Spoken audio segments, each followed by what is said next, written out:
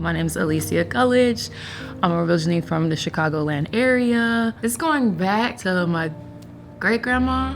I think that's when it was noticed. My grandma's brothers were affected. Mine passed down to my mom through my grandma, and then my brother's affected, and then my aunts as well passed down to my cousin. He's affected, my brother too. Bruises would be on him, and there would be like no indication to why the bruises is there. He was diagnosed when he was 3. I think it was tested around 7, maybe 6. That's where it came knowledge to like, oh, girls and women are affected too. Like, it's not just a guy's disease. Of course, I think a lot of people, you get the condemnation that it's like only in men or only in boys, but women are affected too. I was so young at the time, I was just like, oh, this is new. This is a new thing to add about me. And also the connectedness that I had with my brother too, knowing that, oh, what he's living with, I'm living with it too. So it's not only him, I'm here too supporting him. And I think that was just more so like a bond that you can't change blood. So I think I just had a positive outlook at it. Definitely was always the little science kid giving presentations in school. I remember like in 3rd grade, I gave one on like hemophilia and just telling everybody in my classroom. And at science fair, it's like, yeah, this is hemophilia. My brother has it. You see my picture of my brother? Yeah, that's my brother. We went to hemophilia camp. And then at the time too, that they were also letting siblings and girls come too. I think that was a big thing because the year before there was no girls. Girls couldn't go to camp. It was only boys. But they definitely did have siblings, and me and my sister, my brother had a chance to go to hemophilia camp. And I want to say I was 8 years. No, I think my brother was 7, so I was 8, 9, and 10. I would say the only times I really felt like I was alone with my bleeding disorder was when my brother wasn't there. He spent a lot of time in hospitals.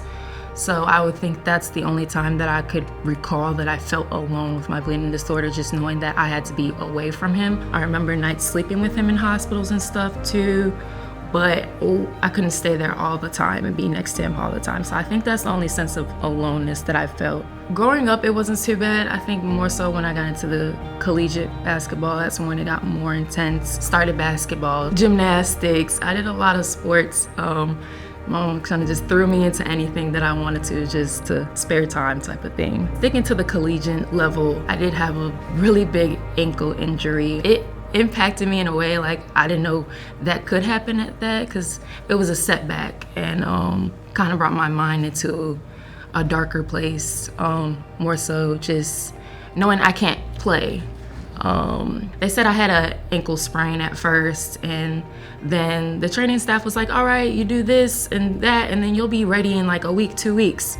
So of course I want to play for the up and coming season, so I'm pushing myself to be ready, doing whatever I have to do, whether if I'm doing rehab, aftercare treatment, having my foot just soaked in a bucket of ice water and keeping it there throughout the whole practice while I see my team actually practicing. I couldn't actually go do it, so that kind of set me back. And then having the injury prolonged because the treatment that I was told to take via the doctor, university doctor, and then also the training staff was not the best treatment at the time.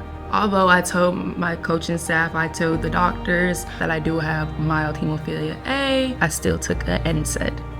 So that prolonged my injury from recovering an ankle sprain.